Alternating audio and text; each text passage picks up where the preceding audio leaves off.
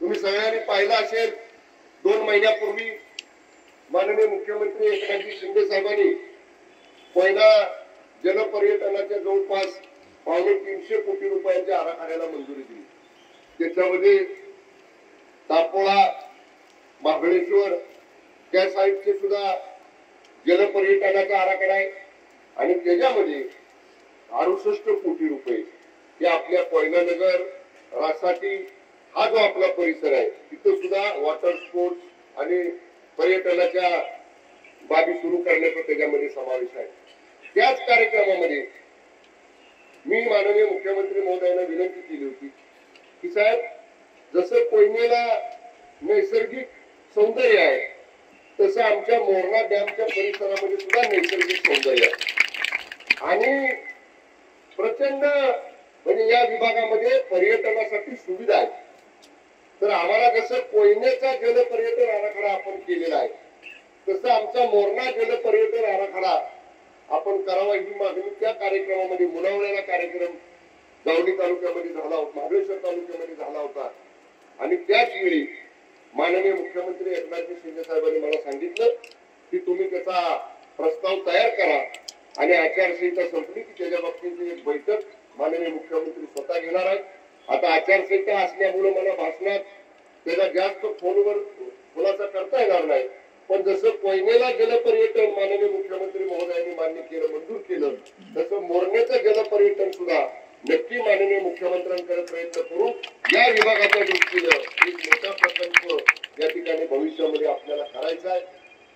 मी गेल्या वर्षी 1-1.5 वर्षापूर्वी जेव्हा जिल्ह्याचा पालकमंत्री झालो तेव्हा मी मागा जिल्हाधिकारी होते त्यांना सुद्धा, आता जिल्हाधिकारी त्यांना सुद्धा मी सांगितलं होतं की आपल्याला जी पठारावरची गाव आहेत म्हणजे ज्या गावांचा मी आता उल्लेख केला, आंबेघर असेल, काही उंबारणा असेल, पांढरपाणी असेल, बाहे, जिप्सी, आटोली, पाचगणी असेल, ही जी गाव आहेत याच्यामध्ये पावसात मोठ्या प्रमाणात पाऊस पडतो, पण वड्या वगळानं पावसाचं पाणी खाली नदीला येतं, वरती पठारावर आमच्या लोकांना बऱ्याच वेळा उन्हाळ्यामध्ये प्यायच्या पाण्याची सुद्धा अडचण होती।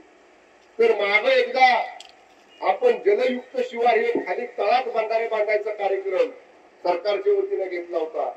मला सांगायला आनंद वाटतो की मी पालकमंत्री झाल्यानंतर सातारा जिल्ह्यामध्ये जी अशी पठारावरची गाव आहेत, पाटण तालुक्यातली आहेत, जावली तालुक्यातली आहेत, महाबळेश्वर तालुक्यातली आहेत, वाईच्या पश्चिम भागामधली आहेत, कराड दक्षिण मधल्या मतदारसंघातली काही गाव आहेत, अशा गावांसाठी पठारावरच्या गावातलं पाणी वरती छोटे छोटे बंधारे बांधून ते वरतीच अडवलं गेलं पाहिजे आणि बारमाईचे पाणी पठारावरच्या लोकांच्या शेतीसाठी त्याला वापरता आलं पाहिजे याचा सुद्धा आराखडा आपण या ठिकाणी जिल्हा नियोजन समिती मार्फत या ठिकाणी तयार केलेला आहे। विकासाची कामं सांगण्यासारखं भरपूर आहे, आज ती वेळ नाही, आज वेळ आहे की आपल्या देशाचं नेतृत्व कुणी करायचं या 2024च्या लोकसभेच्या निवडणुकीमध्ये त्याच्यासाठी आपल्या लोकसभा मतदारसंघाचं मतदान येणाऱ्या 7 तारखेला होणार आहे आणि आपल्याला सगळ्यांना मी सुरुवातीला सांगितलं तसं आपण एकदा निश्चय केला की तो निश्चय विजयामध्ये रूपांतर करेपर्यंत आपले कार्यकर्ते आपण जिद्दीनं चिकाटीनं सगळेजण काम करत असतो। त्यामुळे माझ्या विधानसभेच्या निवडणुकीला गावागावामध्ये प्रत्येक बूथवरती वाडी वस्तीवरती आपण जसं विधानसभेच्या निवडणुकीला काम करतो तसंच काम या लोकसभेच्या निवडणुकीला येणाऱ्या 7 तारखेच्या निवडणुकीमध्ये आपल्याला करायचंय। आपले उमेदवार आदरणीय श्रीमंत छत्रपती उदयनराजे भोसले महाराज साहेब आपले महायुतीचे उमेदवार आहेत, त्यांचं चिन्ह हे कमळाचं आहे।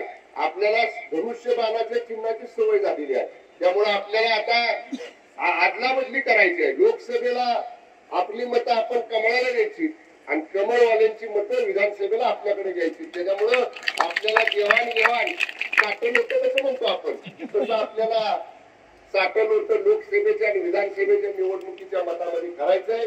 आदरणीय महाराज साहेब हे उमेदवार म्हणून जरूर आपल्या समोर आहेत, परंतु आपल्या मोरणा भागातल्या गावागावातल्या माझ्या कार्यकर्त्यांनी मी हात जोडून विनंती करेन की महाराज साहेब जरी उमेदवार असले तरी शंभूराज देसाईच उमेदवार आहे असं समजून तुम्ही सगळ्यांनी या ठिकाणी काम करायचंय आणि आपलं बहुमोल मत हे कमळाच्या चिन्हासमोरचं बटन दाबून महायुतीचे उमेदवार आदरणीय श्रीमंत छत्रपती उदयनराजे भोसले महाराज साहेब यांना प्रचंड मताधिक्यानं या भागातला आपण विजय करायचा आहे, एवढीच विनंती आपल्याला या निमित्तानं करतो.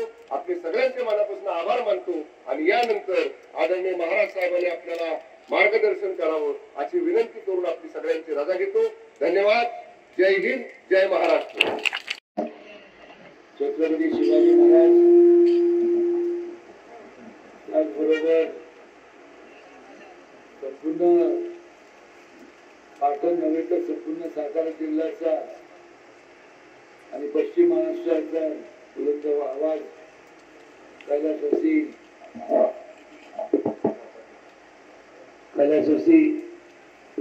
बाळासाहेब देसाई यांना विनम्र अभिवादन करतो. आज या सभेकरता आदरणीय नामदार शंभूराज देसाई यांनी माझ्या विनंतीला मान देऊन आपण सर्वजण वेळात वेळ काढून या ठिकाणी उपस्थित झाल्याबद्दल मी आपल्या सगळ्यांचं दोघांच्या वतीने स्वागत करतो आणि आपले आभारी मानतो. या ठिकाणी उपस्थित असलेले माझे मित्र नामदार शंभूराज देसाई, त्याचबरोबर जयवंतराव शेलार, बशीरभाई खोंदू, किशोर गुरव, रामराव पवार, गणेश भिसे, संदीप कोळेकर, विलास मोरे, सुग्रा खोंदू, अविनाश राजरे, आनंदा मोहिते, विक्रम देसाई, मधुकर शिंदे आणि उपस्थित या संपूर्ण या अत्यंत महत्वाच्या अशा या सभेकरता उपस्थित सर्व आपण लोकशाहीचे राजे.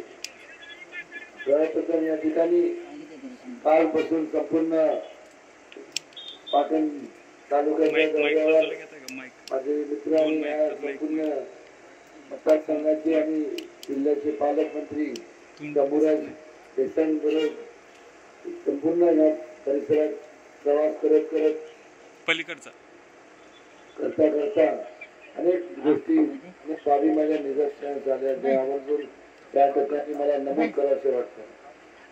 आणि अनेक वर्षापूर्वी ह्या संपूर्ण भागात येत असताना त्यावेळेस रस्ते तर एवढे छोटे होते की अक्षरशः एखादी बैलगाडी जाताना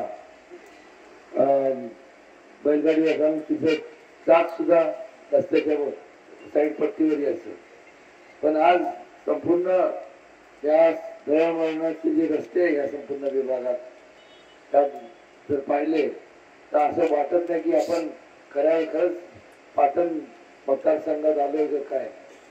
त्यामुळं अत्यंत दळणवळणाचे जे रस्त्याची जी सोय आमच्या सगळ्यांच्या लाडक्या आमदारांनी या ठिकाणी केली त्याच्याबद्दल जेवढं त्यांचे आभार मानावे तर थोडे.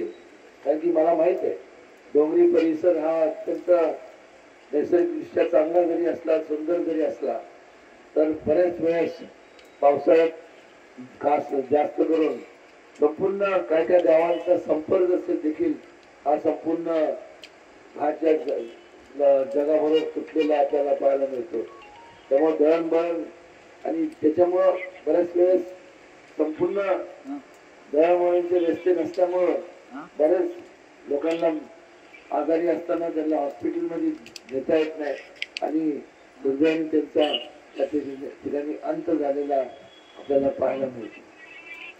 त्याचबरोबर संपूर्ण हा परिसर डोंगरी परिसर असल्यामुळे अनेक वर्षापासून या कुटुंबाचा आपल्या उदरनिर्वाह करण्याकरता तुमचा पाटण भाग असेल, जावळी भाग असेल, महाबळेश्वरचा भाग असेल, हा संपूर्ण सह्याद्रीचा हा संपूर्ण परिसरातले लोक जास्त करून आपल्या कुटुंबाचा उदरनिर्वाह करता कुटुंबाची काळजी घेण्याकरता मोठमोठ्या शहरांकडे धाव घेतली.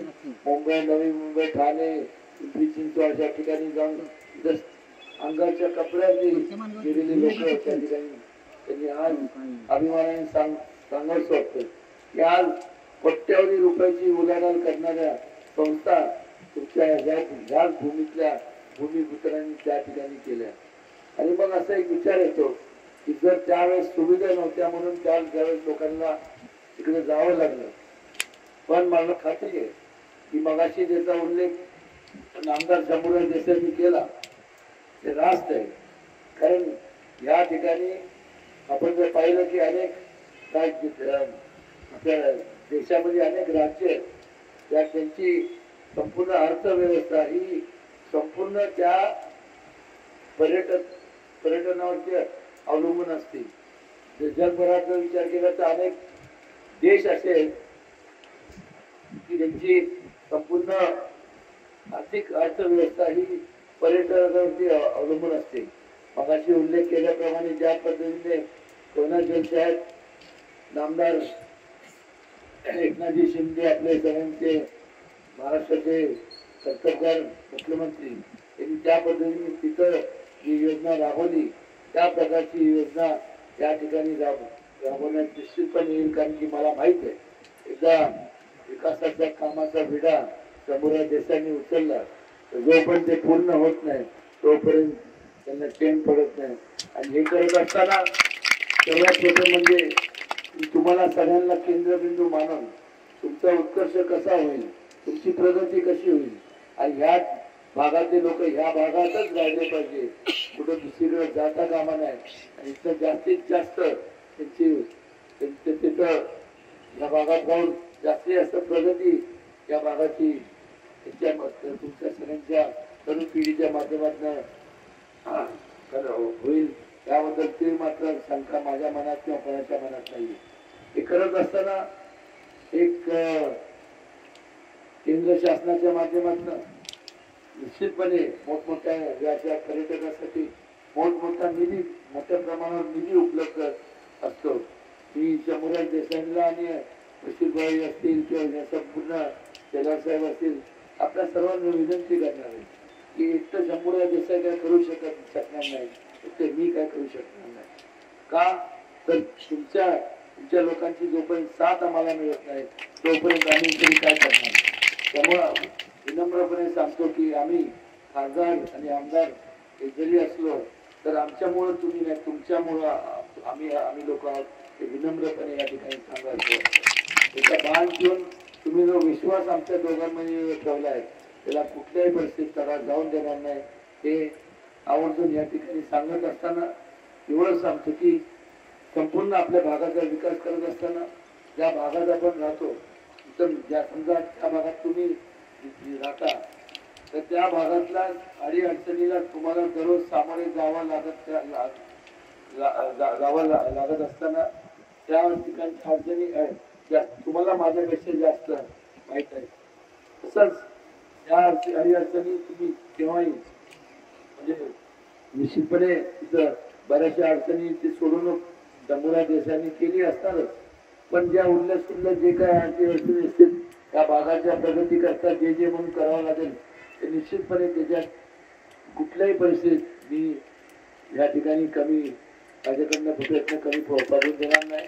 आणि पुन्हा एकदा वेळ बराच झाला मी दिलगिरी व्यक्त करतो. येत असताना त्या हायवेवरती एक टँकर एक पलटी झाल्यामुळं संपूर्ण ट्रॅफिक जॅम झालं होतं आणि वेळ रोज देखील आपण सर्वजण त्या उन्हात जाण्याचं आपण या ठिकाणी उपस्थित राहिला त्याबद्दल पुन्हा एकदा आपल्या सगळ्यांचे आभार मानतो. आणि ईश्वर त्यांनी प्रार्थना करतो की तुमचं हे जे आपली जी एकी आहे ती कायमस्वरूपी अबाधित राहावी. कारण की एकीतनंच एक चांगलं काय घडत असतं, विकास कामं घडत असतात आणि एकीतनंच प्रगती होत असते हे आवर्जून सांगत असताना मी ईश्वरचरणी प्रार्थना करतो की या एकीला कोणाची दृष्ट लागू नये. एवढं बोलतोय थांबतो. जय हिंद, जय महाराष्ट्र.